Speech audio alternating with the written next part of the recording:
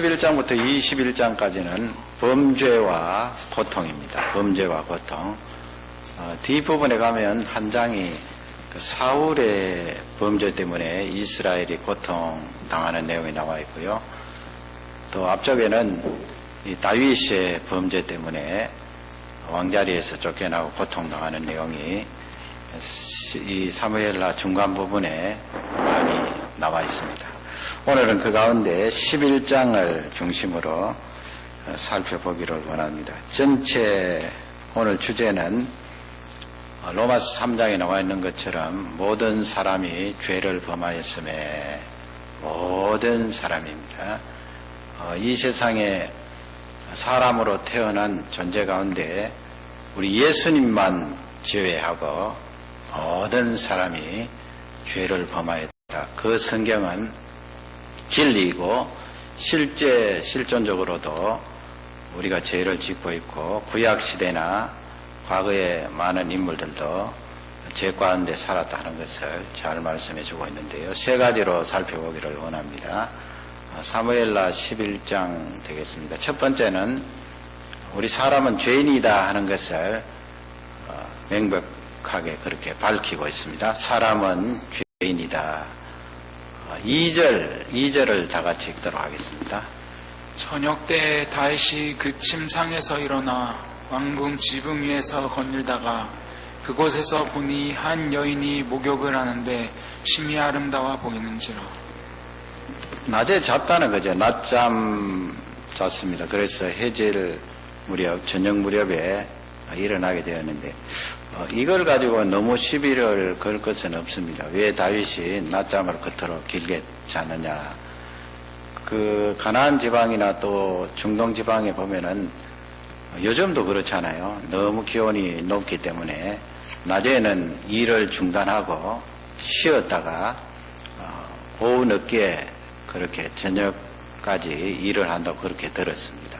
워낙 기온이 높으니까 활동을 잘 할 수가 없고 그 낮 시간은 취침, 낮잠을 자는 그런 시간이 되겠습니다. 오수를 즐기는 거죠. 그렇게 하면 사실은 더 효율적이고 나중에 일을 더 많이 하게 되는데요. 아마 다윗도 그 낮 시간에 더운 일기를 피하여서 낮잠을 잤는가 봅니다. 그리고 저녁 무렵에 일어나서 이스라엘 집은 우리처럼 이렇게 지붕이 세모로 되어 있지 않고요. 경사가 없습니다. 평평하게 되어 있습니다. 그 이유는 비가 많이 오지 않기 때문에 우리가 여기 비가 워낙 많이 오기 때문에 지붕 공사를 잘 해야 되지 않습니까? 그리고 각이 급하게 이렇게 져야 빗물이 잘 내려가서 방수 처리가 되는데요. 그 이스라엘 지방은 비가 많지 않기 때문에 지붕을 평평하게 해놨고요. 워낙 여름 쪽에는 날씨가 덥기 때문에 그 지붕 위에 올라가서 지내곤 합니다. 식사도 하고요. 또 대화도 하고 그렇게 하는데 건물 바깥쪽에 이렇게 사다리가 있어서 그 계단을 타고 올라가서 지붕 위에 올라갈 수가 있는데 예루살렘은 산지입니다. 산 정상인데 산이라는 것이 아무리 평평하게 깎아도 경사가 있지 않아요. 그러니 다윗궁이 높은 곳에 있으면 아마 경사가 이렇게 져 있기 때문에 좀 멀리 떨어져 있는 집도 잘 볼 수가 있는 것입니다. 그래서 다윗이 저녁 무렵에 그 지붕에 올라가서 시원한 바람도 쐬고 구경을 하고 있는데 저 멀리 집안에서 목욕을 하고 있는 여인을 보게 된 것입니다. 그것도 뭐 옛날에 무슨 샤워할 수 있는 그런 시설이 집집마다 다 되어 있겠습니까? 왕궁 정도 되면 몰라도 그냥 마당에 나와서 남자든 여자든 그렇게 약간 가리고 목욕을 하는 것입니다. 그렇게 샤워하고 있는 것을 다윗이 보게 되었는데 다윗의 눈에는 심히 아름답게 보였다. 그렇게 성경은 기록을 하고 있습니다. 3절을 다 같이 읽겠습니다. 다윗이 보내어 그 여인을 알아보게 하였더니 그와 대 그는 엘리암의 딸이요 햇사람 우리아의 아내 바스데바가 아니니까. 임금이니까 즉시 신하를 시켜서 저 집에 있는 여인이 누구냐 알아보게 했겠지요. 적극적으로 알아볼 수 있잖아요. 그 여인은 바로 헷사람 그렇게 되어 있습니다. 세계사 보면은 히타이트라고 그렇게 되어 있는데 가나안 족속 가운데 하나인데요. 그 사람들은 옛날부터 철기 문명이 발달되어서 아주 이 무기를 잘 만들었기 때문에 강한 그런 민족이었어요.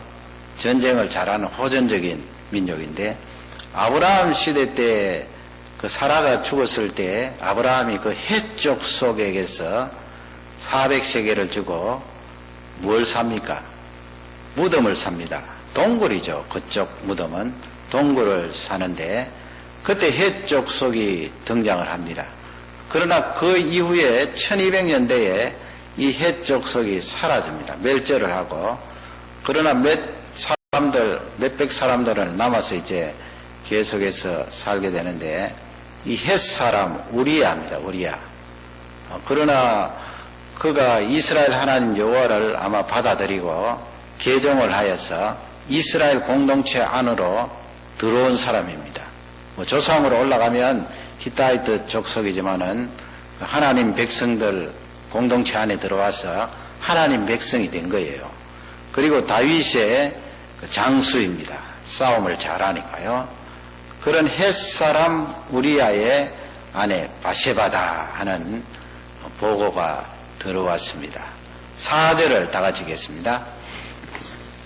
다윗이 사자를 보내어 저를 자기에게로 데려오게 하고 저가 그 부정함을 깨끗해 하였으므로 더불어 동침함에 저가 자기 집으로 돌아가니라.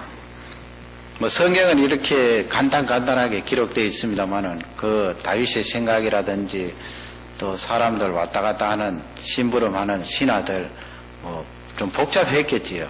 엄밀하게 진행됐습니다만은 다윗이 그 자기 장수의 아내인데 말이죠. 얼마나 잘 보호해주고 지켜줘야 할 그 다윗이 왕이라는 그 힘을 가지고 바세바 이 남의 아내를 데리고 오게 했어요. 그리고 잠자리를 같이 하게 되는 내용이 성경에 기록되어 있습니다. 죄를 지은 거지요. 가나마지 말라 하는 십계명 가운데 정확하게 그 십계명을 어긴 죄를 범하게 된 것입니다. 다윗이 얼마나 하나님을 사랑했던 사람입니까? 물론 그 상태에서도 하나님을 사랑한 그 상태였습니다만은 영적으로 어두워지고 그 영성이 자신이 가지고 있는 정욕 때문에 무디어졌던 거지요. 그 상황에서 범죄를 하게 됩니다. 사무엘상 24장 보면 우리가 저번에 살펴본 대로 사울 임금님이 동굴 속에 들어왔을 때 얼마나 절호의 기회였습니까? 당장 부하들을 시켜서 사울 임금님을 해할 수 있었지만은 다윗은 하나님을 두려워하고 하나님 때문에 기름 부음 받은 사울 왕을 해하지 않았습니다. 얼마나 여러분 영적으로 예민한 사람입니까? 그런 사람이 이렇게 죄를 지었습니다. 물론 이 세상에 있는 수없이 많은 왕들은 그것보다도 더 잔인하고 또 저질적인 그런 죄를 많이 지었겠습니다마는 다윗은 하나님 백성들을 통치하는 이스라엘의 왕이기 때문에 그는 하나님 앞에 그 범죄가 노출되었습니다. 여러분, 이 다윗이 죄 짓는 것을 보면서 이 세상에 아무리 믿음이 좋고 하나님 앞에 바로 선 사람이라도 그 존재 자체는 죄인이다 하는 것을 꼭 말씀해 주고 있습니다. 그러므로 우리는 이 안전장치를 늘 해야 됩니다. 다윗 같은 사람도 범죄를 하는데 조직이 나를 감시하든 아니면 다른 어떤 존재가 나를 감시하든 항상 하나님 앞에 바로 설 수 있도록 그 안전장치 속에 살아가야 되는데요. 최근에 이 보도를 쭉 보면서 한국에서 보면은 그 왕따가 전에부터 많은 이슈가 되어 왔잖아요. 옛날에도 불과 몇 년 전입니다만은 이 서로 중학생이라든지 고등학생들, 심지어 초등학생들까지 서로 이렇게 폭력을 가했잖아요. 육체적으로. 폭력을 가하니까 그게 이제 형사적인 문제가 되고, 또 폭력을 가하면 맞은 사람의 이 몸에 자국이 생기기 때문에 더 이상 그렇게 하기란 곤란한 것 같아요.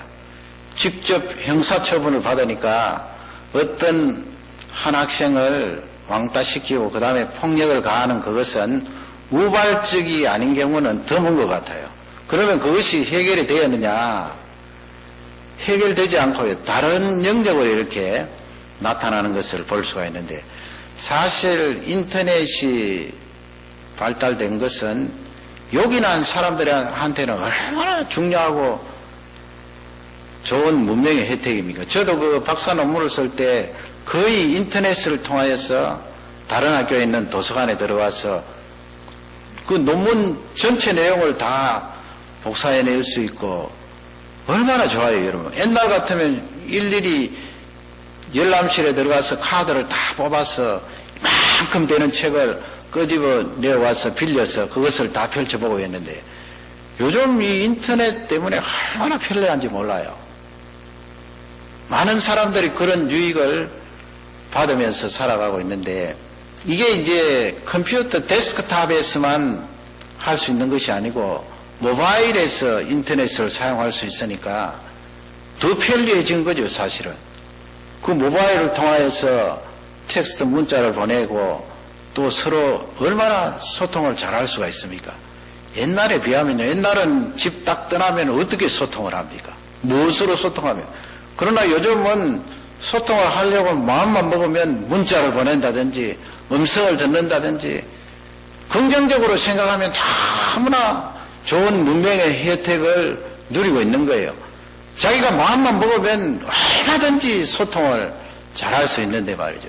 그러나 이게 사람에게 있는 죄성 때문에, 모든 사람이 죄인이기 때문에 이걸 죄 짓는 데 사용을 하거든요. 심지어 어린 학생들, 초등학생, 청소년에 이르기까지 이것을 가지고 왕따를 시키는데, 깜짝 놀란 것은 여학생들이 훨씬 그것이 많다는 거예요. 여학생들이 한 친구 여학생을 왕따시키려면 순식간에 그를 비참하게 몰아넣을 수가 있는데, 이 스마트폰을 가지고 뭐 한국에는 초등학생이나 중등학생이나 거의 다 스마트폰을 가지고 있으니까, 지난해 강남에서 스스로 목숨을 끊은 그 중학생은 여자 중학생이에요.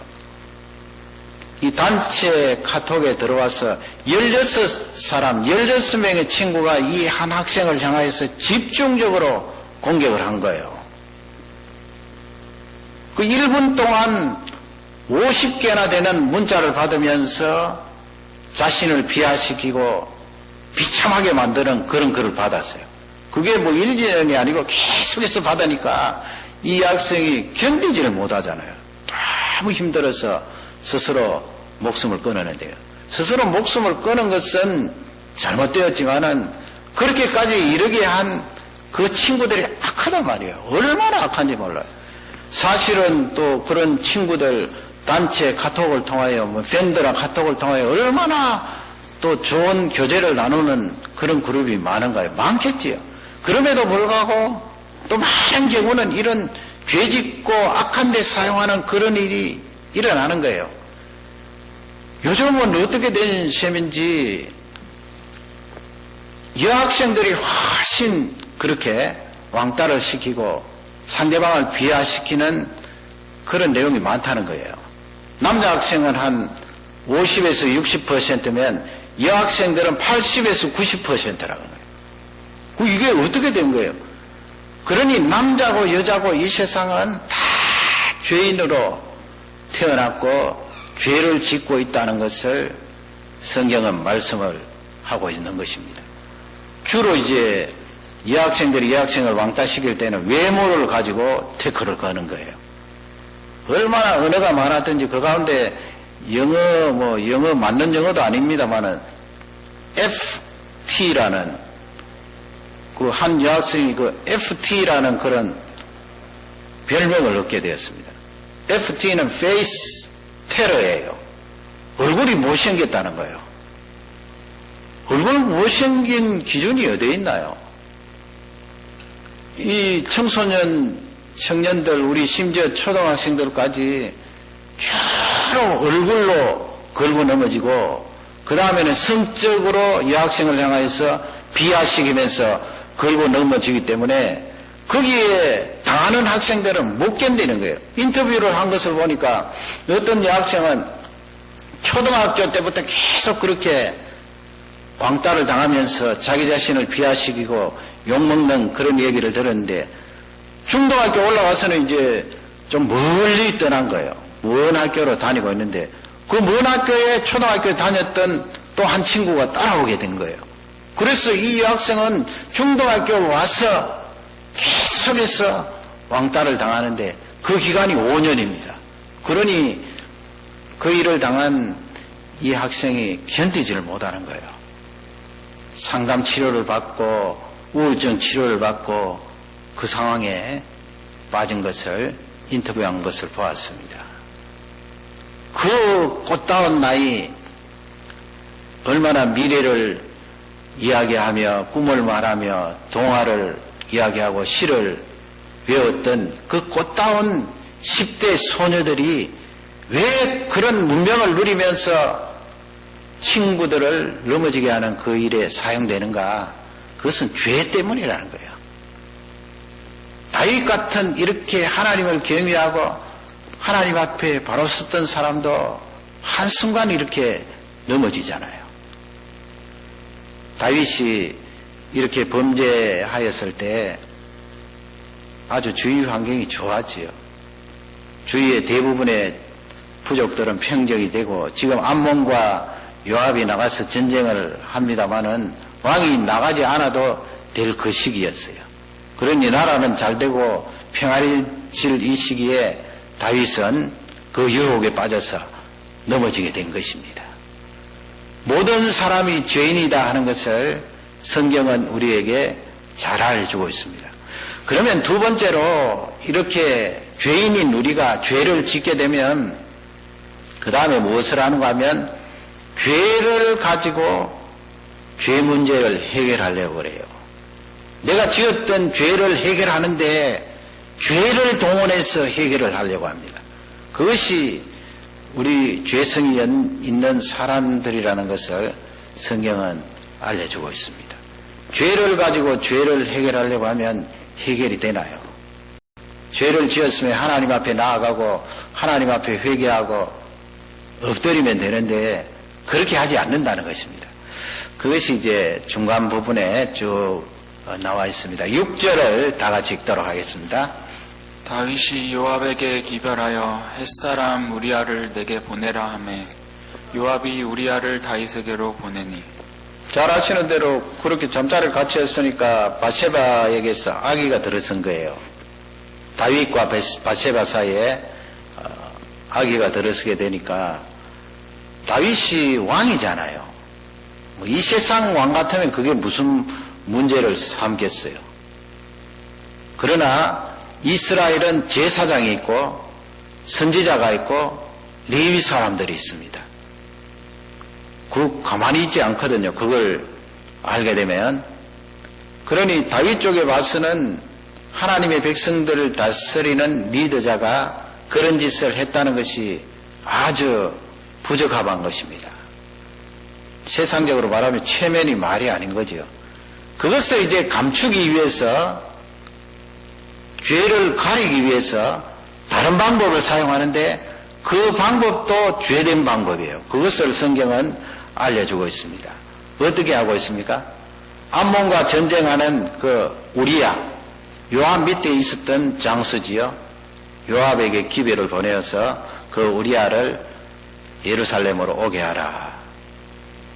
와서 뭘 하게 합니까? 우리야가 바세바의 남편이니까 예루살렘에 올라오면 당연히 집에 가게 되고 또 집에 가면 부인과 함께 지낼 수 있잖아요. 그것을 다윗이 노린 것입니다. 음식도 대접하고 포도주도 주고 해서 이 우리아가 집에 들어가서 바세바와 함께 지내도록 계획을 짠 거예요. 그러나 이 우리아는 정말 충성스러운 장수였습니다. 11절에 보면 그는 다윗에게 이렇게 이야기를 합니다. 11절을 다 같이 읽겠습니다. 우리아가 다윗에게 고하되 언약궤와 이스라엘과 유다가 영체 가운데 이하고 내 주 요압과 내 왕의 신복들이 바깥들에 유진하였거늘. 뒷부분도 읽겠습니다. 내가 어찌 내 집으로 가서 먹고 마시고 내 차와 같은 자리이까. 내가 이 일을 행치 아니하기로 왕의 사심과 왕의 혼의 사심을 가리켜 맹세하나이다. 이 우리아가 신앙도 있었고 또 충성심도 있었던 사람이다 하는 것을 알 수가 있는데, 왜냐하면 언약궤를 거론하잖아요. 언약궤가 전쟁되어 있다. 물론 뭐 다윗 시대에 그 언약궤를 옛날에 엘리 시대처럼 암몬과 전쟁하러 가는데 제사장들이 메고 갔다, 그 말씀이 아니에요. 하나님께서 우리의 전쟁을 지금도 계속해서 밀어주고 계시는데 그것을 이 은유적으로 우리아가 표현을 한 것입니다. 하나님께서 우리를 위하여 계속해서 싸우시고 계시는데 내가 임금님이 불렀다고 해서 어찌 아내에게 가서 함께 잘 수가 있겠습니까? 그렇게 고백을 하는 거예요. 신앙도 있잖아요. 그 다음에 지금 요압과 나의 동료들은 암몬과 싸우기 위해서 전쟁터에서 들판에서 야영을 하고 있는데 내가 어찌 집에 가서 아내와 함께 잘 수 있겠습니까? 나는 그렇게 할 수가 없습니다. 다윗이 평상시 같았으면 얼마나 기뻐했겠어요. 이야, 자네 참 햇사람으로서 우리 이스라엘 공동체 안에 들어와서 이런 신앙 고백을 하다니, 이렇게 충성스럽게 동료들과 함께 의리를 지키다니 포상을 했겠지요. 기뻐하고 좋아했을 텐데 지금 다윗의 심기는 몹시 불편한 거예요. 자기 의도대로 되지 않았잖아요. 죄를 지었는데 죄 지으면서 앞쪽에 지은 죄를 해결하려고 하니까 이거 빗나간 거예요. 속이는 것이잖아요. 진짜 남편이 들어가서 아내와 잠자리를 하게 되면 그것을 핑계대고 바세바가 임신한 것을 밀쳐내려고 하는 거지요. 죄를 해결하는데 또 다른 죄를 가지고 해결하려고 하니까 안 되는 거예요. 그러니 다윗에게 또 다른 대안이 나오게 된 것입니다. 그게 15절인데요. 15절을 다 같이 읽겠습니다. 그 편지에 써서 이르기를 너희가 우리아를 맹렬한 싸움에 앞세워두고 너희는 뒤로 물러가서 저로 맞아 죽게 하라 하였더라. 간단하죠. 뭐 잘 아시는 내용이잖아요. 편지를 쓰는데 그 편지 임금님의 편지니까 함부로 뜯어볼 수가 없잖아요. 그 편지를 써서 우리아에게 주니까 이 우리아라는 장수는, 그 충성스러운 장수가 자기가 죽는 편지를 지금 쥐고 가는 거예요. 임금님의 편지니까 뜯어볼 수는 없고, 설마 임금님이 자기를 죽이라고 그렇게 썼다고 상상이나 했겠습니까? 그 충성스러운 우리아가 말이죠. 그 속에는 요압에게 이 우리아를 전방에 보내어서 같이 싸우다가 한꺼번에 후퇴를 해버려라. 그러면은 우리아는 그 내용을 모르니까 혼자 싸우다가 죽을 것이다. 그 장수의 생명을 해하라, 그런 말이에요. 직접 해하면은 문제가 되니까 적군의 손을 통하여 그가 죽임을 당하도록 해라. 얼마나 잔인해요. 첫 번째 죄를 짓고 그 다음에 그 문제를 해결하려고 두 번째 속이는 대안이 바로 죄예요. 그 죄를 가지고 해결하려고 했더니 그것도 안 되니까 그 다음에는 사람의 생명까지 빼앗는 그 죄를 가지고 앞쪽의 죄를 해결하려고 하는 잔인한 다윗을 볼 수가 있습니다. 17절에 가면은 어떻게 되어 있습니까? 17절을 다 같이 읽겠습니다. 성 사람들이 나와서 요압으로 더불어 싸울 때에 다윗의 신복 중 몇 사람이 엎드려지고 햇사람 우리아도 죽으니라. 실제 전쟁이 일어났고 다윗의 말대로 최전방에 보내야 되니까 뭐 우리야만 달랑 보낼 수는 없잖아요. 그러니 신복들 같이 보내는데 거기에 다른 장수들도 좀 죽고 우리야는 요압이 그렇게 지시를 했으니까 그 자리에서 전사를 하게 된 것입니다. 죽는 사람은 말이 없죠. 다윗이 속으로는 해결됐다 그렇게 생각할 거 아니에요. 해결이 됐나요? 아니에요. 설사 첫 번째 잘못해서 죄를 지었을 때 하나님 앞에 통해 자복을 했더라면 두 번째, 세 번째 죄는 짓지 않았을 텐데 그 첫 번째 죄를 무마하기 위해서 계속해서 궁리한 것이 다 죄에서 나온 거예요. 해결이 안 되는 것입니다. 결국은 그 아까운 장수 생명을 빼앗아버리고 얼마나 억울합니까, 여러분? 다윗이 힘이 있다고 아내 한 명 딱 가지고 있는 그 장수를 해해버리고 그 아내를 빼앗아서 자기 아내로 삼는 이 다윗, 깊은 죄 가운데 들어간 것을 볼 수가 있습니다. 하나님께서 우리에게 철저히 알려주고 있는 내용이에요. 그 죄는 자꾸 죄를 불러일으켜서 나중에는 사망에 이르게 한다 하는 것을 우리에게 말씀하고 있습니다. 마지막으로는 이렇게 죄가 들어오고 죄가 죄를 낳으면 그것은 하나님과의 관계를 부숴버려요. 깨뜨려버립니다. 하나님은 죄를 용납하실 수 없기 때문에 그럽니다.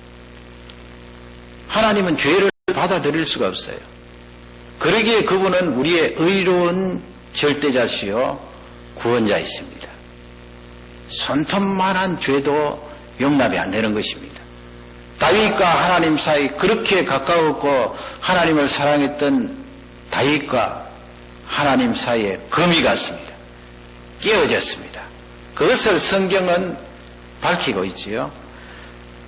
요압이 사람을 보내어서 우리아가 전사했다는 소식을 전하니까 다윗이 25절 말씀에 가면 그렇게 이야기를 해요. 25절을 다 같이 읽겠습니다. 다윗이 사자에게 이르되 너는 요압에게 이같이 말하기를 이 일로 걱정하지 말라. 칼은 이 사람이나 저 사람이나 죽이느니라.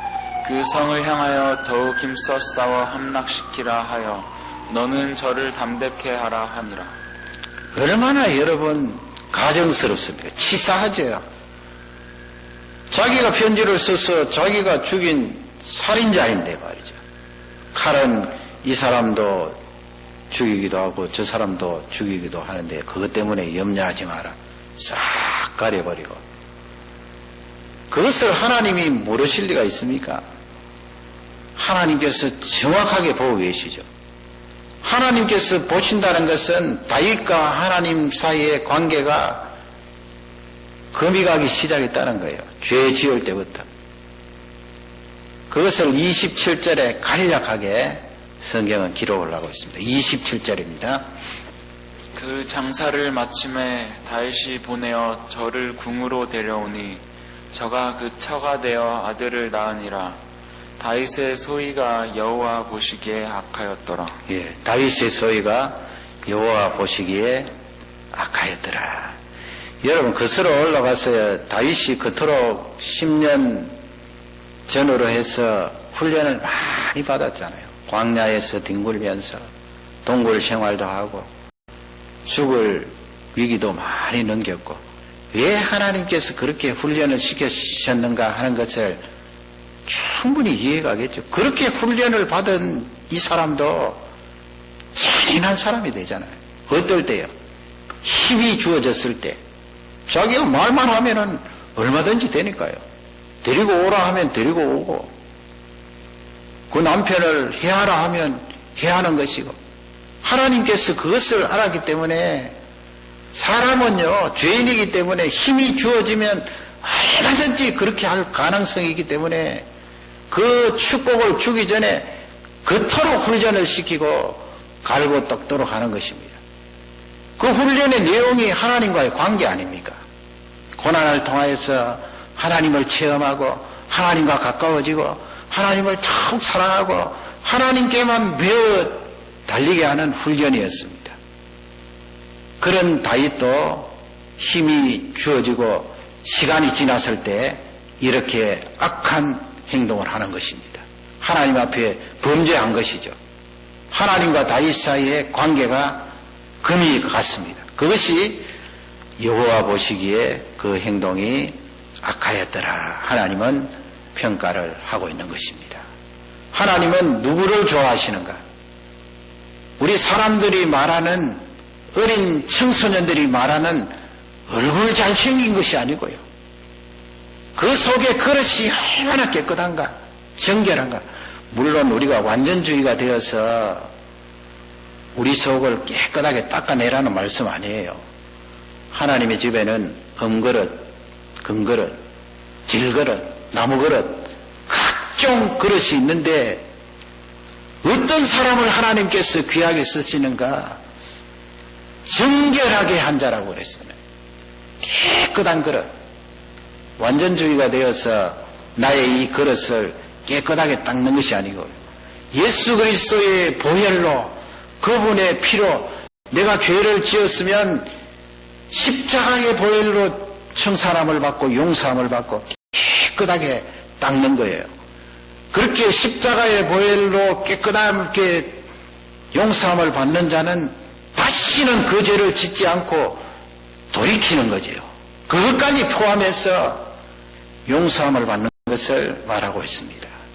그런 정결한 그릇을 가진 자가 하나님 앞에 쓰임을 받습니다. 왜 하나님께서 정결한 깨끗한 그릇을 앞세웁니까? 금그릇이라고 쓰는 것이 아니고요. 나무그릇, 질그릇이라고 하나님께서 버리시는 것이 아니고요.